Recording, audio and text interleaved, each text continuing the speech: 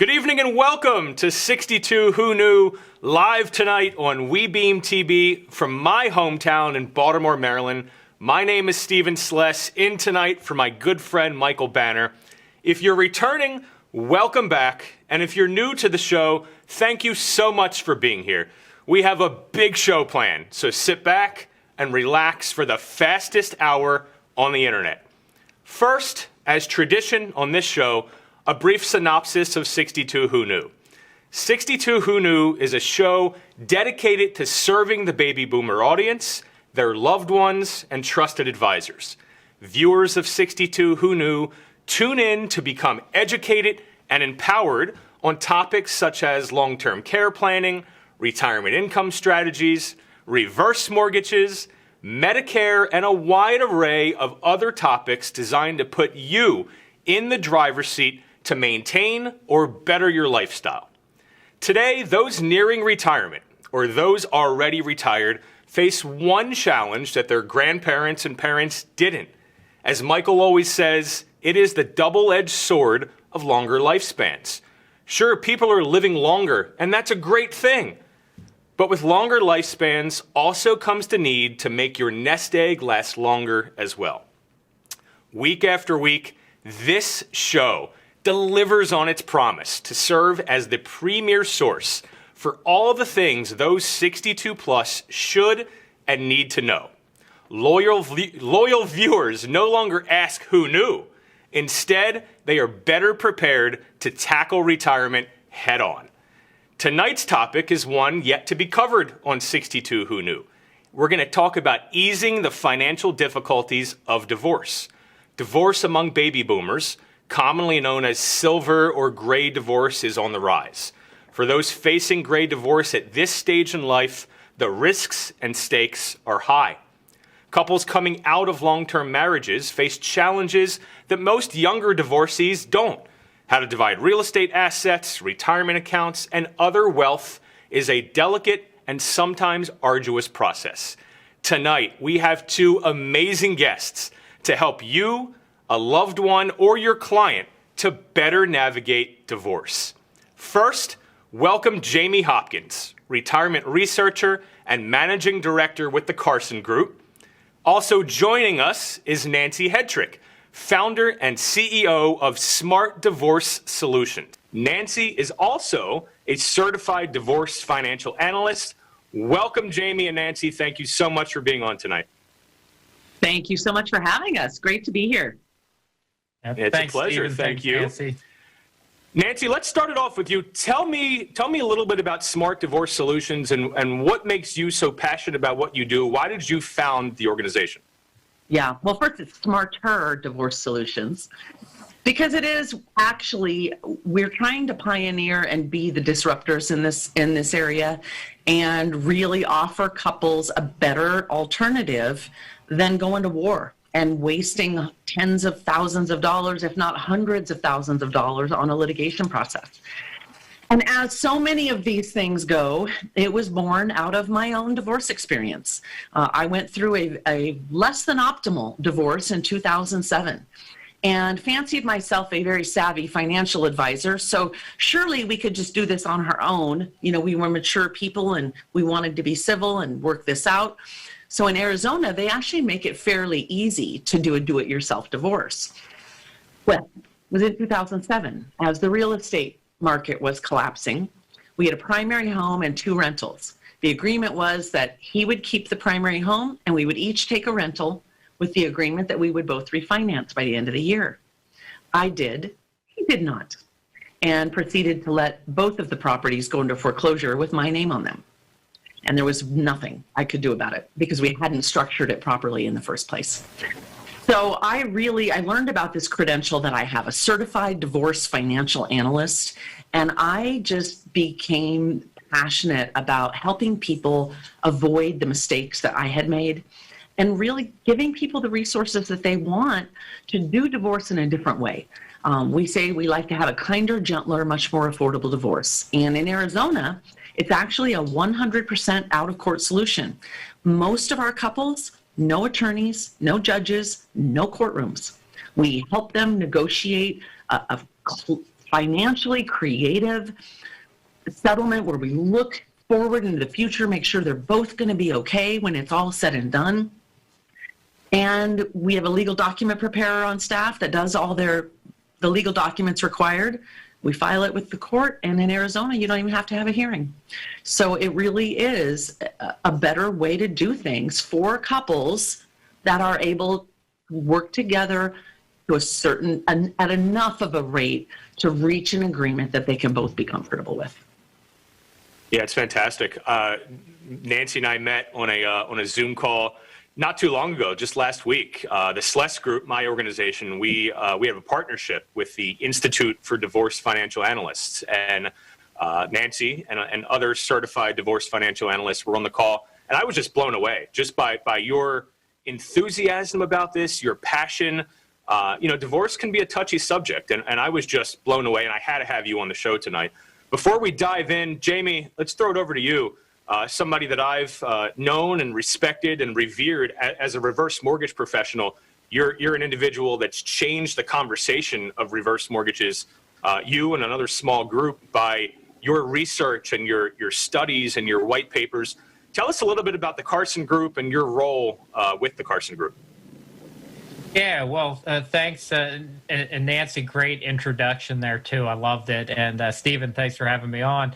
Yeah, I kind of sit in two roles, and I have for a long time. I sit in the academia world, so the kind of professor world, and I'm a professor at Creighton University, Heider College of Business, which I still love near and dear.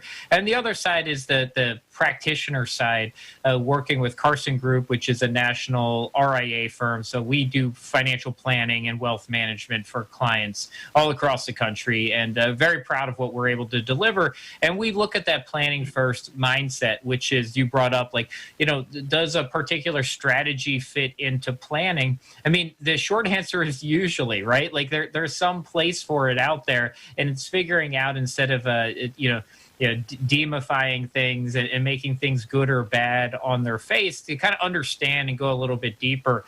So one of the areas that I did that for a while was in the reverse mortgage and just broader retirement housing conversation, which brought me to a group of academics that were doing some research in this space. We ended up taking that group over to University of Illinois, which is now an academy there that focuses on retirement and housing wealth. And then I try to take all that research and put it into practice for our clients. So I head up our retirement division at Carson, and then I also help with our coaching company. So we coach about 1,400 advisory firms out there too, that are then working with all of their clients to get better and just deliver more secure futures. Fantastic. Well, I appreciate both of you being on. Nancy, let's bring the divorce element back up. How common is silver or gray divorce for baby boomers? How common is it? What are you seeing, and why is it happening? Yeah, and this is really interesting, because for a long, long time, we didn't know, because nobody had really done the research to find the numbers. And finally, in 2020, a study was released, and they looked at all the divorce statistics between 1990 and 2010, I believe. And we discovered that the divorce rate for those over age 50 had doubled in that time frame. And it was quite a shock to everyone. We really had no idea that was happening. And so there's been a lot of study and a lot of research done on this, as well as a lot of education of financial planners to help people cope with this. We're living a lot longer, and leave it to the baby boomers, the first real generation of individualists that even going into retirement, they're going to do it their own way. And this is not the generation of our parents that will just kind of sit it out and rock away life together. I cannot tell you that I would estimate 70% of the divorces that we help people with are people over age 50, and typically in very long-term marriages. And what's interesting to me is I work with a lot of people that are in their 70s, and they'll be still caring for parents in their 90s. And I think that when you're sitting at age 70 today and you're looking at a 30-year future, if you're not with the partner that really lights you up every day, you're probably going to want to make some changes. Remember, too, that this is the generation of women that were the first ones to enter the workforce. So they likely got married in an age when divorcing was not something that was even on the table, right? And you were pretty much 100% dependent on a provider spouse. Come along the last 20, 30 years, and women are not only now making their own money, but in a lot of cases making more money and becoming the primary breadwinners. And with that becomes freedom of choice. Because I got to tell you that anecdotally, 9 times out of 10, the women are the initiators.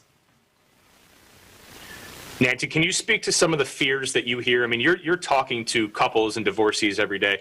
What are some of the fears that older divorcees have that younger divorcees don't share? Right. Well, certainly for younger people planning for retirement, they know they still have time. They have time to recover.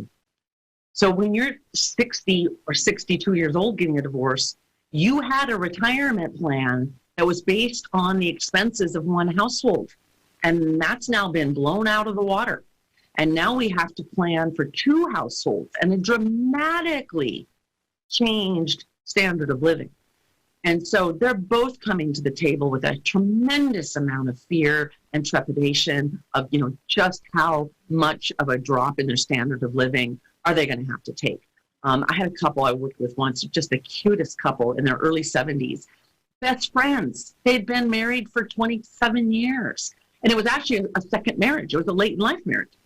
And they came to me and they said, listen, we know that we would be better people if we could live apart. But if we can't afford to do it, we're not going to do it. We're going to just keep doing what we're doing. So just know that. And, if we can't do it, it's okay. And it was just so fun. And Stephen, you'll appreciate this. The solution for them was a reverse mortgage. We were able to sell their $200,000 home, have each of them do a reverse purchase on a new $200,000 property, and still maintain their standard of living. And they were just tickled pink, and they had never had any idea that something like that would be possible. It's amazing. I mean, we see it every day, how impactful a reverse mortgage can be, particularly in silver or gray divorce with the division of assets. And I think what a reverse mortgage does best is it enables both couples to part ways amicably without one holding the short end of the stick. Jamie, you've, like I said at the beginning of the show, you've been one of the top minds when it comes to the integration of housing wealth into a comprehensive financial strategy. Can you expand on that a little bit? Let's start with reverse mortgages, because Nancy brought it up. I wasn't going to go there first as the reverse mortgage guy, but I love that we're heading in that direction, and I love that Nancy uses a reverse mortgage as a financial tool for her and her clients. Talk to me a little bit about the strategies, not just reverse mortgages in particular, but how the division of housing wealth and how that housing wealth can be divided in an amicable divorce. Yeah, and I'll piggyback off a lot of what Nancy already said, because I think you framed it up perfectly, which is, the house and real estate can be difficult assets to split up, right? Because normally, what does it require? And, Nancy will probably hop in on this again later, right? Normally, if you're getting divorced later in life, you own a house, we've got to divide it in some shape or form. And that creates a whole lot of challenges, especially if you start looking at the data around, U.S. households. You go back, we're going to get new data on this here in the next couple of years, but you go back to the last U.S. census, right? The median 65-year-old couple, most of their wealth in the United States is in their home. It's about 2/3 of their wealth. So all of a sudden, a divorce means that's one of our primary assets, right? Maybe our 401k, IRA. Dollars are easier to split up. The home would typically require a sale. So one strategy is just that, right? That people would sell the home, and then they might both go rent, or they might just go both try to buy, and you now have 2 new mortgages outstanding with cash flow, needs out there, and expenses then just went up. And that whole question of, can I afford the future of retirement that I want, becomes a little bit more challenging. So we've seen situations, a perfect one that Nancy described, where you sell the house, you take the cash out, you go do a HECM for purchase, you then buy two houses, no monthly mandatory mortgage payments. Some people might pay interest monthly, and you might be living in the same, size house you were before with no cash outflow each and every month. Now, right, there's a cost associated with that, but you're kind of moving it down the road. Another one is, and we've seen this with divorces too, where you say, well, we want to split up the house. The house is paid off. We're 65, 70 years old. And normally, how do I pay it off? I've got two options, right? We sell and I've got to go pay out the spouse. Maybe we have enough assets elsewhere. But again, if it's 2/3 of the total value of your assets, we can't do an easy split.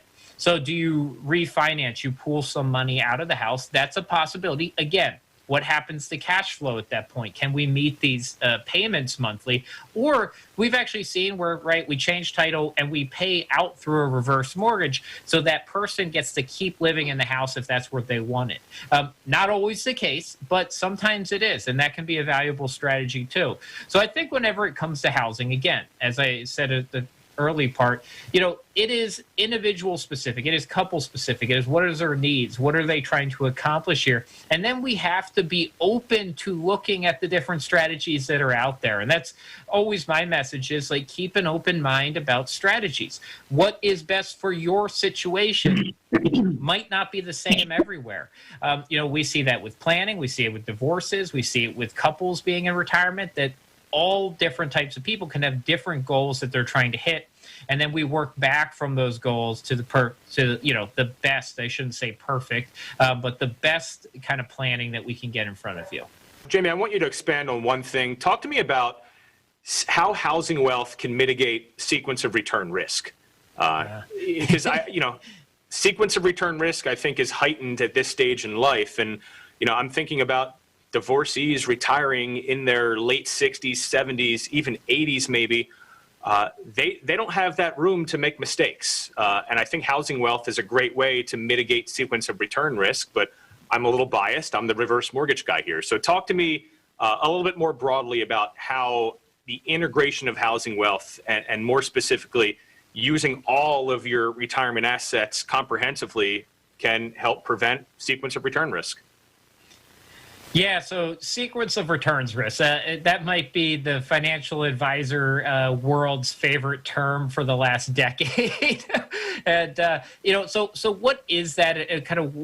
How did we get to this place? And so this is a little bit of a changing dynamic also, right? That, we're about to see the largest test case, with real people that we've ever seen around retirement, which is, this slow move away from the pension system to this system of 401ks and IRAs, saving for yourself. And we're going to see all these people try to move through retirement with less secure income from things like a pension. Even the percent that Social Security is probably replacing of your spending needs has gone down as the system hasn't been fully updated. And so all of a sudden, we've got to manage our own investments, manage our own distributions from our savings and our retirement, funds throughout our life. That creates a really big challenge. And the challenge then is retirement income. How can we make this sustainable throughout an uncertain period of time? The other challenge that is there is what you mentioned, market risk. If we're going to be invested, we're going to have sequencing risk. And sequencing risk is, in simplest terms, if we get really bad market years in the first 3 to 5 years of retirement, or even you can argue the first 3 to 5 years heading into retirement, there's this time frame right around when we retire, and that actually presents the biggest risk to portfolio sustainability possible. Really bad returns at the end of retirement is actually not as big of a deal.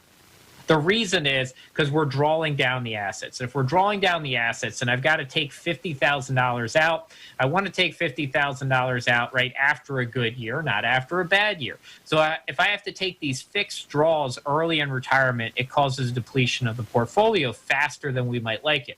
So over the last decade or so, there's been a lot of research into income planning. What are ways that we can make these portfolios last? We can make your retirement income sustainable. So what are all the different strategies? Doing planning about just the smart way to split up assets if you're going through a divorce. Things like Social Security claiming strategies, tax efficiency planning, right? We mentioned a little bit about Medicare or Medicaid spend down strategies. All of those come into play. But the one that advisors really focus on, and I think a lot of Americans gravitate to, is this: how do we mitigate sequence of returns risk? Well, short answer is I can't change what the market's going to do, right? Like, I have no idea what the market's going to do next year, and nobody could have predicted last year either, right? Like, when everyone says they can predict, you just give them 2020, and there's zero chance anyone had that pegged. And, right, we're going to get bad years in the market at some point. Okay, it's going to happen. We just don't know when. So can you create flexibility in your planning to pull from other assets during that time period? So what do a lot of people do? They hold cash. Well, honestly, I'm not a big fan of holding too much cash, because eventually what you're doing is you're dragging down your total returns. If you hold 2 years of cash for 30 years, you have reduced your total return possibility of that portfolio to the point where actually it might have not helped offset sequence of returns, because the drag on your returns is now more than the benefit you got from the being able to use the cash during the down years. So we have to balance these things, right? We can't just go all cash. We can't go all anything usually. So then you start thinking about, well, what assets do we have when we get to retirement? Right? One of them is your house. So a lot of people have housing wealth. So the research developed around this, which is set up a line of credit, reverse mortgage, or you could use other home equity solutions too if they're going to last through the market downturn periods. And you actually take draws. So you borrow, right, from your house through reverse mortgage after down market years instead of pulling money out of the market. And essentially what that does is it just allows your assets to, right, quote unquote, recover. We're not trying to aim at a certain measurement to get back up to. It's very simple research on that side, which is market goes down, draw from your house. And that's actually been shown to improve portfolio sustainability. Now, there's other strategies like that, right? Bond ladders, CD ladders, early in retirement, there are forms of bucketing. There's arguments around those. Or you could have cash value life insurance, pull from that, borrow from that during the early years to offset down market years so you don't deplete your portfolio too fast.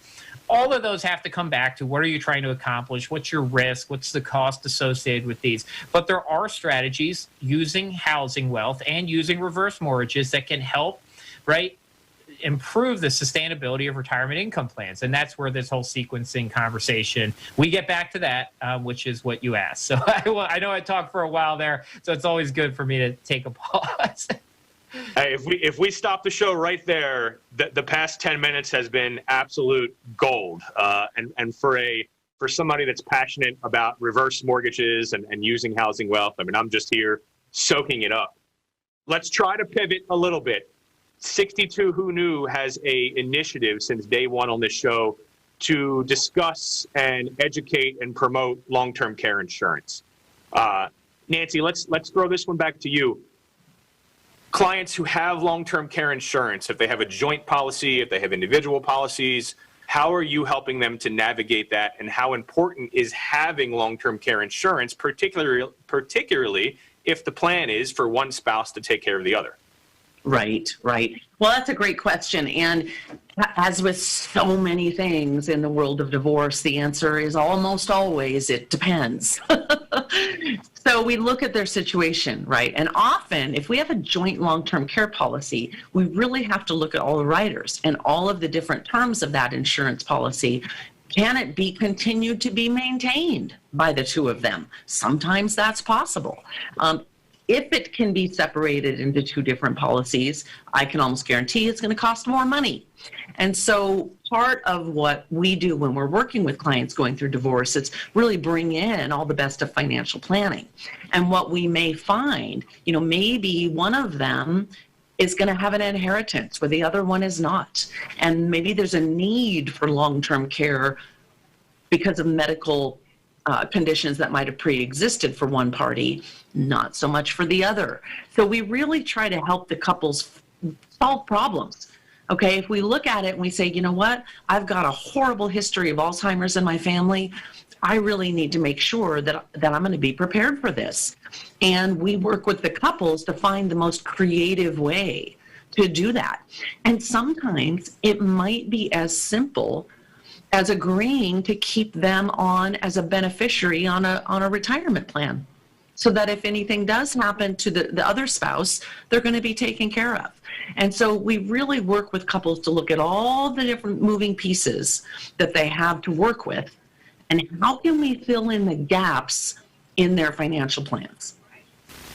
Love it. Jamie, anything to add regarding long-term care insurance? You know, I guess an important thing to bring up about long-term care insurance planning is also, you know, I think a little bit the demographics of how people are starting to plan for this is shifting. You know, and this is just based off numbers, right? So you don't have to argue whether you agree with it or disagree. But, you know, there was a time period where standalone, right, your traditional LTCI policies were first and foremost. That's what people thought about when they thought about long-term care planning. And, you know, that's changed a little bit. That those standalone policies, yeah, they still exist, but not in the numbers that they did, right, in the late 90s to early 2000s. And there's a bunch of reasons for that. But we're seeing more and more of, and I think Nancy alluded to some of these too, right, that these joint policies, these hybrid policies, maybe attached to an annuity or more likely a life insurance policy with some type of long-term care rider. And that's really from a percent of sales has become the more, you know, prominent piece, which some of those technically still can be called long-term care insurance. Some of them are technically different types of riders that could be used for long-term care, but aren't under the legal definition long-term care insurance. So you do have to understand that. For some people, they might have some long-term care funding options available and haven't even thought about it. And Nancy talked about some of those too, but that could be your life insurance policy, that it could have features that you never thought about as long-term care, but are there. You know, housing wealth could come into play at some point too. And so I think that dynamic continues to shift. And I am really, really interested to see how behavior changes after 2020. I wrote an article for Forbes on this, I guess back in August 2020. And I started to raise this notion of, you know, what happens to nursing homes after 2020, that nursing homes didn't have a great perception before. You rarely run into people who are like, I'm really excited to spend my final years in a nursing home, right? Like nobody ever comes and tells me that, even if they're like okay with nursing homes as part of their plan. But people don't get excited about it. Now, what happened in 2020? I mean, nursing homes in some areas just didn't fare well. I mean, I know, Stephen, you're not too far from me, and I'm in Pennsylvania, but the first couple months of 2020, nursing homes fared very poorly here, right? From the number of COVID cases, New York's been in the news a ton. And I do believe we did actually see some application numbers significantly decline going into nursing homes. So that's an interesting change. Like, are we going to change the way that we want care long term and in this country? And I think that's an open conversation that is probably going to continue to evolve. And I think that 2020 probably pushed it forward a bit. Certainly has in our industry. I mean, our reverse mortgage volume for us is up 500% from this time last year. And I think what COVID has taught the older generations, and even look, I mean, we're having more conversations today with adult children than ever before because they don't want mom and dad to go into a nursing home. And that's not a knock on nursing homes. Look, I think there's great long-term care facilities, there's great nursing home facilities, but I think if you asked 10 people, I would say 8 or 9 out of 10, in all likelihood, want to age in place so long as they can do so comfortably, and so long as they can afford to do it. Before we leave the topic of long-term care, Jamie, what are your thoughts of just using, because this topic has been one that's been heavily debated on this show, and I know in our industry it's heavily debated as well, the concept of using housing wealth to fund long-term care, specifically the insurance policy. So I'm talking about using a reverse mortgage line of credit or using a 10-year from a reverse mortgage and allocating those reverse mortgage funds, which are tax-free. Sure, they have to be paid back, and payback can be deferred. But talk to me about what your thoughts are about using the reverse mortgage tool specifically to fund the long-term care insurance policy. Yeah, well, I was about to say, we made it about 30 minutes without a real argument on here, so I guess that's good. This is one that is, as you said, is a little bit dicier. And once you start talking about, and this is not reverse mortgage specific, but it comes up kind of in the conversation more. But once you start talking about borrowing money, which is a reverse mortgage or a traditional line of credit, personal loan, whatever you want to think about, and then taking borrowed money and turning around and paying insurance premiums on it, that immediately, from a regulator standpoint, from an attorney standpoint, I'm an attorney by trade, a compliance officer standpoint, you've thrown up all the red flags, right? Borrowing is always a red flag to begin with, so everything borrowing is more difficult, right? Everything insurance is a little bit more difficult. Then you put the two together and you've raised all the flags possible.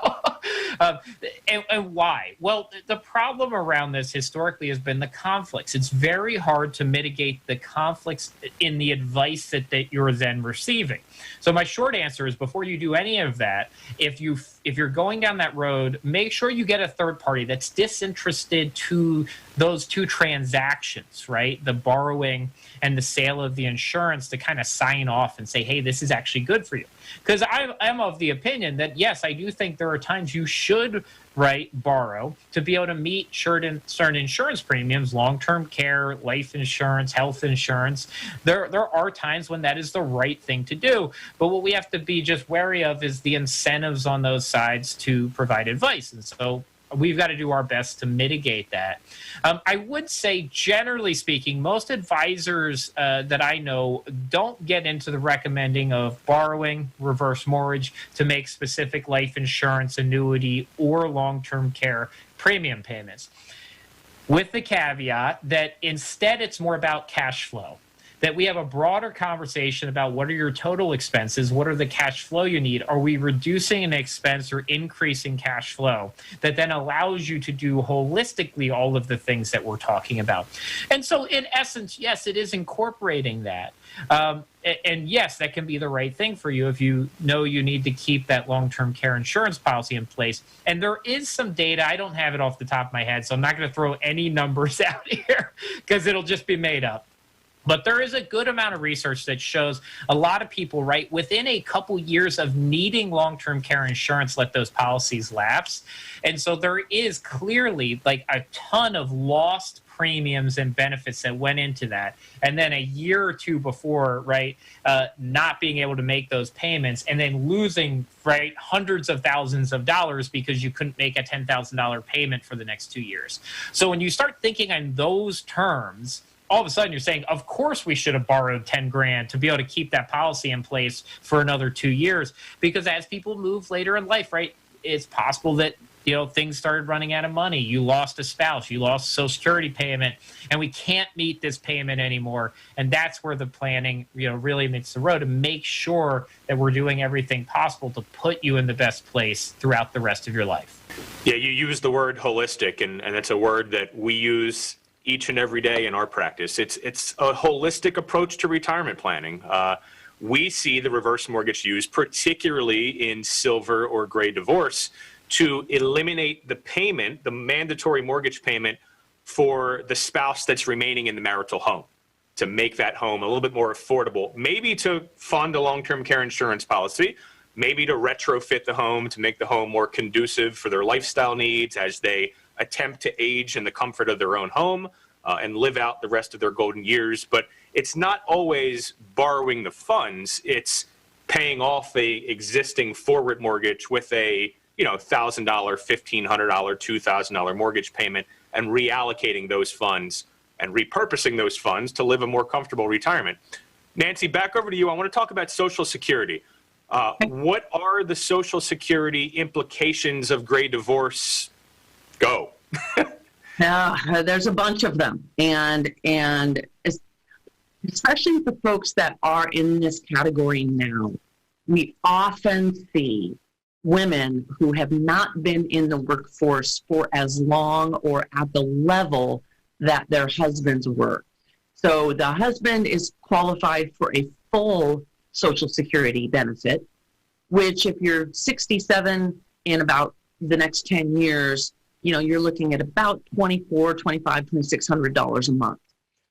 And so the women, their own benefit might only be $500. But as long as they've been married for 10 years, then they qualify for what's called a spousal benefit. And the spousal benefit is half the amount of their spouse, but it doesn't affect the spouse collecting the full benefit. So here's the funniest thing about that. If you're married to someone for 10 years and divorce, they're eligible for a spousal benefit on you. If you marry a second person for 10 years and then divorce, that wife is also eligible to get a spousal benefit. And the Social Security Administration says 4 ex-spouses can collect a spousal benefit on your payment. Can't imagine why the fund's bankrupt. But so that's number one, is if you're coming up on 10 years, you may want to make sure you're not giving away that spousal benefit. Second, though, is once you have earned that spousal benefit, you've also qualified for the widow's benefit. So interestingly, that same couple that did the reverse purchases, in our conversations, I found out she had been married prior to this marriage for more than 10 years, and he had already passed away. And I said, wait a minute, you qualify for a widow's benefit on him. She went to the Social Security Administration the next day and got a $500 increase in her payments that she could have been getting for almost 8 years. And the thing about the Social Security Administration is if you don't tell them, they won't tell you. And so you do really want to be versed in that. And this can often be a problem when we're structuring divorce settlements, because Social Security, when it comes to divorce, is not a marital asset.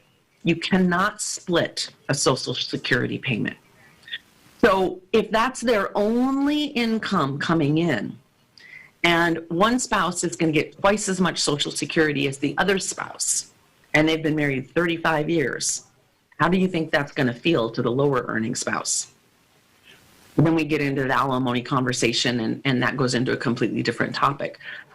But with Social Security, you really want to make sure you understand those differences. A lot of people are still hanging on to the old ideas about, oh, I can just take my spousal benefit and wait and then take my bigger benefit later. Not so much. They took that away from us a couple of years ago. So all those wonderful creative things that financial advisors used to recommend for their clients to maximize Social Security, pretty much everything is gone now. Unless you were born in 1954 or earlier, you're not eligible for any of those. So today, when you go apply for Social Security, they're going to look at your own benefit.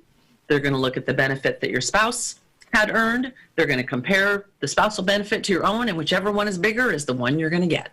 And you can't start one and pause the other. All of that wonderful stuff is gone. So lots of things to keep in mind and to make sure that you get good advice. The scariest thing about this, I've had so many clients call the Social Security Administration and get wrong answers. And so that's a little bit difficult. They got through? They actually got through, yes. And unfortunately, that's a got wrong answers. number one right there. Yeah. Wow. Yeah. So then we have to show them, I have to pull up the Social Security website, show them the actual rules, and say, we're going to call them back together right now. or go in and out. I've gone with clients to their appointments to just ensure that they get the right information. Things change so fast. And I think the turnover in those jobs is pretty short as well. And so there are definitely challenges there. Such a powerful story, in my opinion, how all of a sudden you just found this client, what was it, $500 extra a month. Yeah. It just goes to show you can't do these things on your own, right? Even if you think you can, and you're somebody that's savvy, that has some financial acumen, consult a professional, right? Particularly when it comes to, of course, divorce. But if you don't, a lot of people think that, I don't have a financial advisor because I don't have millions of dollars. You don't need to have $1 million in the bank or $5 million in the bank to work with a good financial advisor. A lot of financial advisors today are fee-based. They're not asset-based, and they want to work with you. They want to work with you to build and insure a nest egg, and also to be able to provide your loved ones with the next generation of money as well. Jamie, of course, you have the floor on Social Security, but talk to me about pensions. It's a really delicate and arduous process, I think, to divorce and divide pensions. Can you speak on that a little bit? Yeah, I can. One of the, I guess, the Social Security pieces too that's always good, and I love that story when, anytime you can go back and you'll help somebody find, really Social Security payments that they're entitled to, right? Survivor benefits. And, sometimes you run into it with kids too, and people don't think about that, and their kids are eligible for payments when a spouse could die. So there's a lot of benefits out there in Social Security. And, unfortunately or fortunately, the system, does not do the best job ever on educating people on, the claiming strategies and what you're entitled to. However, the one thing I have heard is very similar, Nancy. Like, I've been on calls with them when we've grabbed stuff off the website with a client and say, hey, you actually can do it. Here's on your website. And they're like, oh, well, let me get right back. And then they come back 5 minutes later and say, oh, yeah, you can do that. Funny enough, I actually, when there was, I'll share a personal story there. When some of the file and suspend strategies were around, I actually had my father-in-law change his filing, and he actually went back and redid things and suspended for a while, which was funny. But the first time he went in, they actually told him he couldn't do that, and I had to tell him to come back and what to bring with him. It's one of those moments where your father-in-law now is questioning you because you've told him this advice. And he goes and he's like, no, they said I couldn't do that. I'm like, well, they're wrong, and here's what we'll do. And it's really too bad how often that's happening. And thank God we're there to help people know what they're really entitled to. Yeah, and I mean, you just think about all the people who, have probably tried that themselves. They read an article, they went in, they were told no, and then they gave up, right? Because they didn't have the confidence to go on the Social Security website, find the rule, find the article, and bring it in. And, I guess the good thing about that, as I said, is that those strategies went away. So Social Security is a little bit simpler in some respects now. A lot of those claiming strategies are for the most part gone at this point.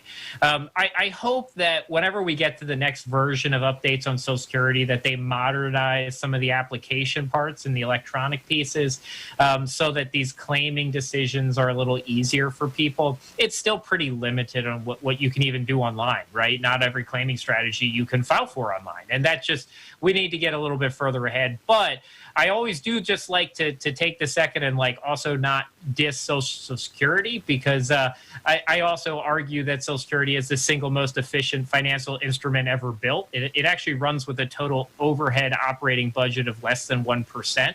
Which, if you think about that from a company standpoint, is really amazing. There is no company that operates with a less than 1% overhead. But then the downside is very little training, very little support, no marketing, no R&D, right? There's nothing there except they collect money and they distribute it fairly efficiently. But as you said, the next part is pensions. Now, last time I looked at some of the U.S. data, actually, if you look at the 70 and older group, that group still has a lot of pensions, right? The baby boomer group still has a lot of pensions. It's still part of their retirement. A lot of them are state law driven ones. Some were ERISA.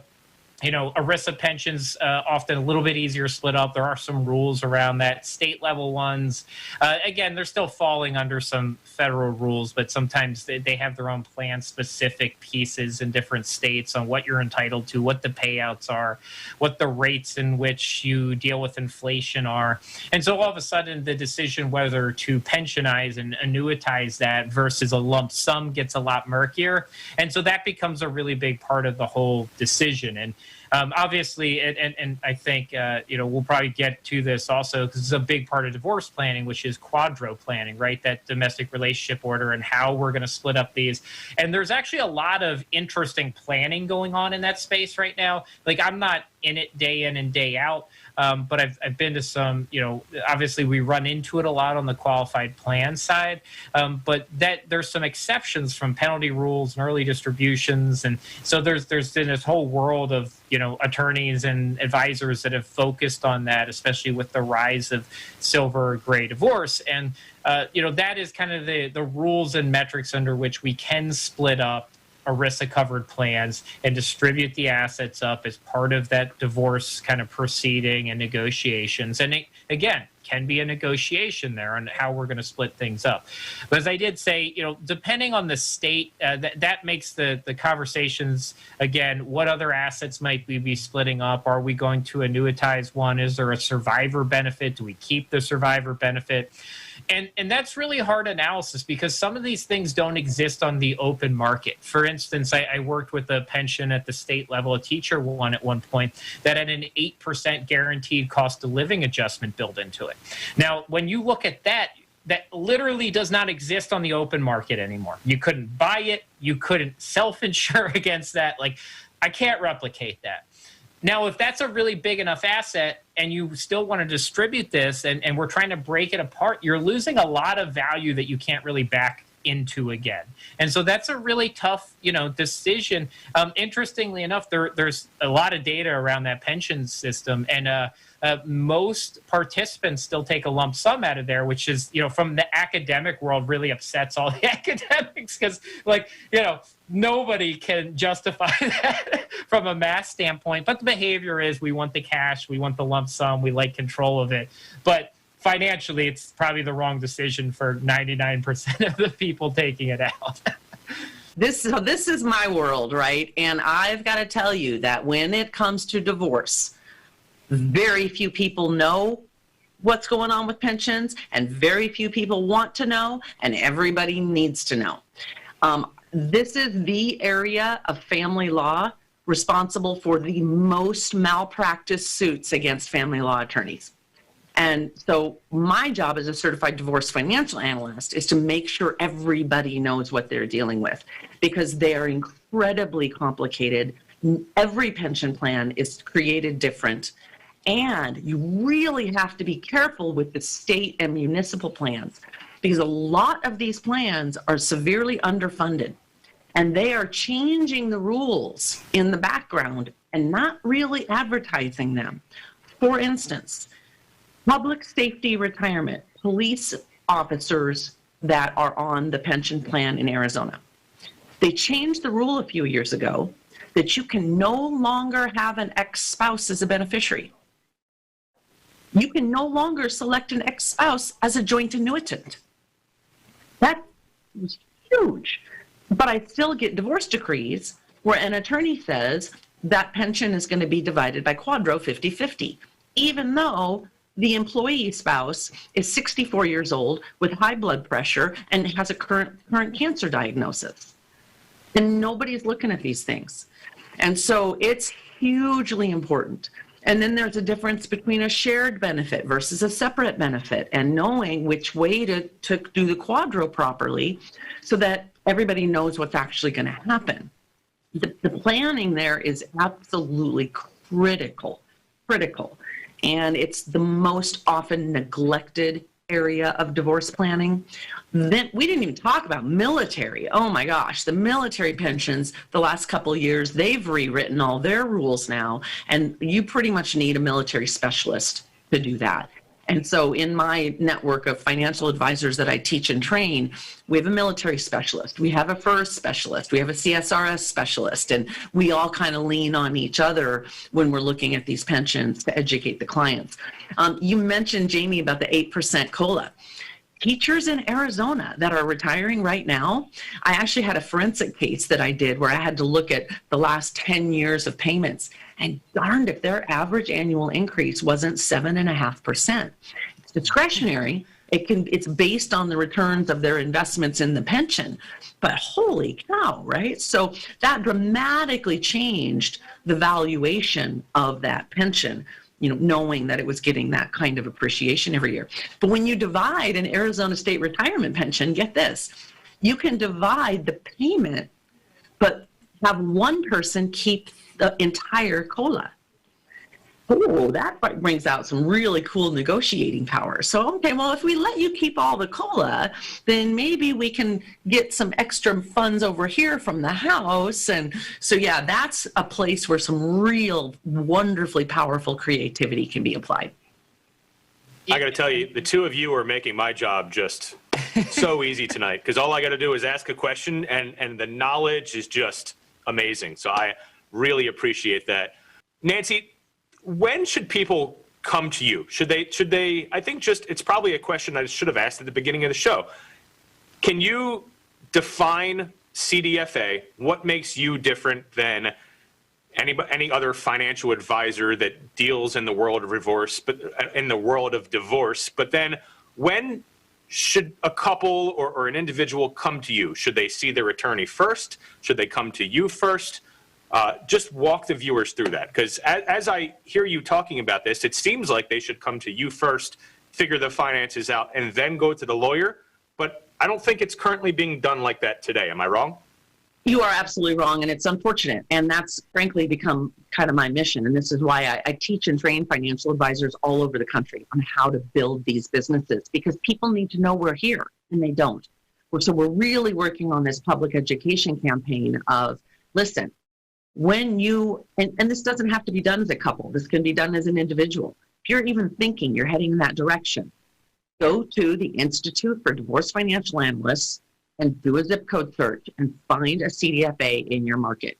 Because, answering your question about who we are and how we're different. So first of all, you must be an experienced financial advisor to even get the credential in the first place. Either an experienced financial advisor, a CPA, or an attorney. So we're already professionals. Then the coursework to get the credential is about 100 hours of specialized training in all things divorce related. And all those little intricacies, Jamie mentioned there's some terms that, you can access retirement money early with no penalty. There are things around a 529 plan for grandkids and kids that you need to be aware of. And so we get trained in all those little intricacies, how to actually value a pension, how to add some creativity. Now, be honest with you though, like most credentials, when you sit for the exam and you pass for the exam, you're not really ready to do the work yet. And so that's why I created my training program, is I really work with CDFAs to really deepen their training and the level of work that they're able to do for people.